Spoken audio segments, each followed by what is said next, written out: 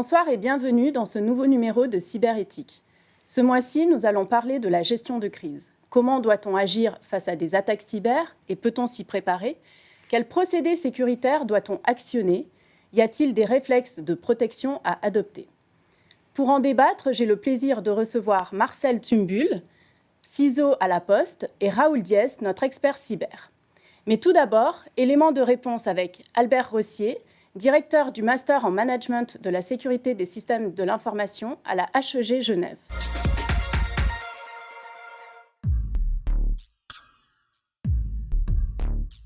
Donc la gestion de crise, c'est effectivement quand l'entreprise va être déstabilisée, c'est qu'elle va passer d'un incident majeur qu'elle peut régler avec ses règles habituelles, ses procédures déjà prédéfinies, où elle atteint un niveau d'incertitude où elle va devoir gérer justement des choses qu'elle ne connaît pas. Souvent on la définit avec la règle des 5D, qui est le déferlement, débordement d'informations, décrédibilisation et perte de confiance à l'interne ou à l'externe et certaines divergences multiples, c'est-à-dire que chacun vient avec son idée pour résoudre le problème, et surtout la déstabilisation de l'organisation de l'entreprise, parce que quand une crise survient, c'est toute l'entreprise qui est revisitée, qui est réorganisée, on ne sait plus comment fonctionner.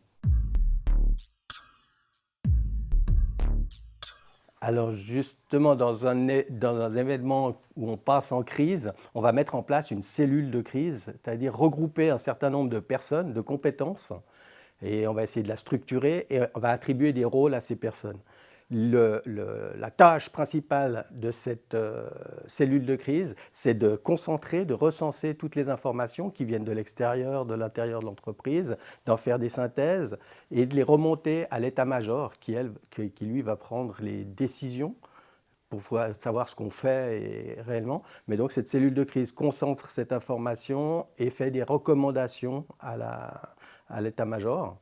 Et cette cellule de crise est généralement composée par un chef de cellule et ensuite surtout un responsable communication, que ce soit pour la communication interne à l'intérieur de l'entreprise auprès des collaborateurs ou que ce soit à l'externe avec les autorités, l'environnement de l'entreprise, les partenaires, toutes les parties prenantes de l'entreprise. Alors aujourd'hui, effectivement, beaucoup de crises sont générées par des problèmes cyber. C'est des événements, des attaques. On voit beaucoup d'attaques, des ransomware, etc. Et souvent, les entreprises sont bloquées pendant une grande durée. Donc on voit maintenant que les entreprises, certaines qui ont été attaquées, ont été bloquées plusieurs semaines, voire mois, et n'ont pas pu reprendre leurs activités.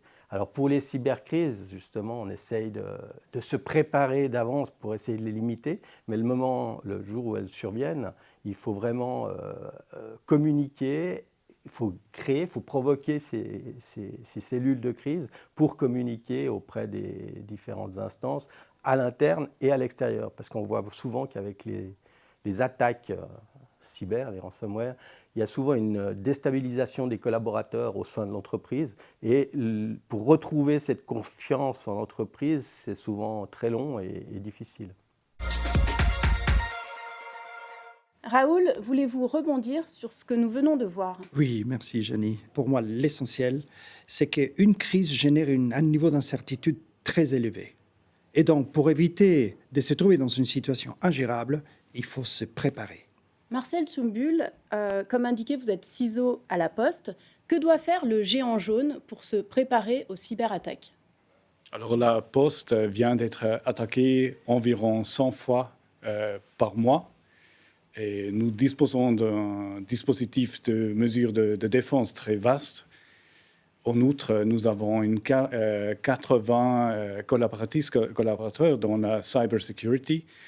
Et cette force diversifiée nous permet de nous intégrer dans tous les processus de la Poste, surtout dans celle de construire les services, les produits. En outre, ce qui nous diffère de d'autres entreprises, c'est que nous pratiquons une sécurité participative. Ça veut dire que nous travaillons avec des communautés d'experts et de personnes qui s'engagent pour la sécurité, soit à l'interne de l'entreprise que aussi à l'externe. À l'interne, par exemple, les Security Champions, ce sont des collaborateurs du développement qui s'engagent pour la sécurité, surtout dans les projets. Mais aussi à l'extérieur, on travaille avec environ 23 000 hackers éthiques dans tout le monde qui nous permettent de trouver les failles dans nos systèmes et services et de les fixer ensemble. Donc ça veut dire que vous lancez des programmes Bug Bounty. Oui. Est-ce que vous pouvez nous en dire un peu plus sur ces programmes-là? Alors le Bug Bounty, c'est un programme qu'on a commencé en 2018. Le premier système qu'on a mis dans le Bug Bounty, c'était le vote électronique. Puis on a ajouté des autres services clés pour donner l'accès aux hackers éthiques pour les attaquer, ces services, pour nous dire où sont les failles et de les fixer ensemble. En 2018, on a commencé et puis on a ajouté lentement tous les services de la taille de la Poste. Aujourd'hui, tout l'ensemble de la surface de l'Internet de la Poste, et y compris dans ce service de Bug Bounty. Alors j'imagine, Raoul, qu'on doit être sûr que ces personnes-là ne s'introduisent pas justement dans ces systèmes comme ça. Quelle est votre vision? Il faut définir un contrat. Quand on fait appel à des ethical hackers, un contrat de respect de la confidentialité, un contrat sur les limites de ce que l'on accepte au niveau du test d'intrusion. Parce qu'il peut y avoir différents niveaux. On pourrait, par exemple, demander aux ethical hackers de faire une intrusion et d'aller jusqu'au bout, jusqu'à tout ce qu'ils peuvent faire. Alors, vous imaginez, quand on fait dans un environnement réel ce test en direct, il peut y avoir des dégâts qui risquent d'influencer le quotidien d'une entreprise. Donc, en général, et ce qu'on demande à ces ethical hackers, c'est de faire un test et de s'arrêter au moment où ils trouvent une faille, de nous en informer et puis de vérifier ensemble ce qui doit être fait. D'accord. Vous disiez tout à l'heure que donc, vous les payez, vous les rémunérez, c'est des primes. Comment ça se passe? Les primes dépendent de la taille de la faille qu'ils ont trouvée, de la criticalité de la faille et du programme. Oui. Et justement, il faut le cadre légal. Voilà. Parce que aussi dans ce pays, l'attaque cyber, c'est une menace, c'est un crime. Voilà. Donc on décriminalise les bounty hunters qui nous aident. Et à la Poste, justement, dans cette gestion de crise, sur quoi vous mettez l'accent? On met l'accent dans une crise de comprendre l'amplitude de l'attaque et de le fermer, de savoir qu'est-ce qui marche encore, qu'est-ce qui ne marche plus, parce que dans une crise, on se passe, on construit sur ce qui marche encore. Et surtout, il faut être courageux, surtout dans une crise de sécurité. Il faut penser aux clients, il faut penser aux collaboratrices, collaborateurs, être courageux, être ouvert, être proactif dans la communication, aussi avec les médias, et surtout travailler avec les autorités. Alors justement, Raoul, la gestion de crise, on doit l'annoncer, il y a des autorités qui doivent être alertées. Vous pouvez nous en dire plus? On parlait d'ailleurs il y a quelques jours de ça. S'il faut dénoncer aujourd'hui une situation, il faut s'adresser au Centre national de la cybersécurité, le NCSC. Donc c'est l'organe officiel au niveau fédéral qui doit être contacté. D'ailleurs, il y a un formulaire qu'on peut remplir pour n'importe quel type de menace. Donc on peut faire ça aujourd'hui, oui, absolument. Est-ce que vous faites pour la gestion des crises quelque chose de spécifique qui concerne les cybermenaces? Nous avons justement un CERT à la Poste, un Computer Emergency Response, pour maîtriser pour vérifier la situation avant que ce soit une crise. Ouais. Parce qu'on a eu, si je peux me permettre de rajouter, on a eu le cas de cette société qui met à disposition un logiciel et qui était stocké dans un cloud et qui a été piraté. Le cloud a été piraté, pas le logiciel, mais le cloud. Ce qui fait que l'ensemble de tous les clients de cette société se sont retrouvés à l'arrêt pendant 3 semaines. Et là où on voit effectivement la problématique d'une crise majeure si plus aucun système n'est opérationnel. Donc, tous les moyens, si j'entends bien, tous les moyens que vous avez en place permettent d'éviter cela.